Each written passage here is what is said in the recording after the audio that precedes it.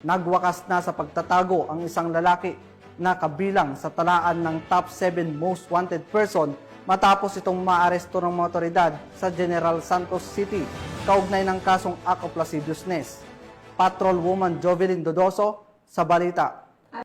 Ang top 7 most wanted person city level sa kasong acts of lasciviousness ng General Santos City PNP sa Purok 7, Barangay Batumilong, General Santos City. Kinilala ang suspect na si alias Tonyo, 19 anyos, walang asawa at residente sa nasabing lugar. Naging matagumpay ang operasyon dahil sa pinagsanib na puwersa ng Police Station 8 General Santos City katuwang ang iba't ibang personahe ng Police Regional Office 12. Bandang 1:30 ng hapon, naaresto ang suspect sa bisa ng warrant of arrest sa kasong acts of lasciviousness sa ilalim ng Republic Act 7610 na may inirekomendang piyansa na may halagang 180,000 pesos. Patuloy ang Police Regional Office 12 PNP sa mas pinaigting na kampanya kontra kriminalidad.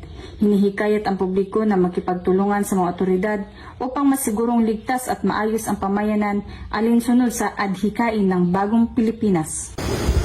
Mula dito sa General Santos City, ako ang inyong Police News Network Correspondent, Patrolwoman Jovelyn Dodoso, alagad ng batas taga-taguyod ng Balitang Pulis.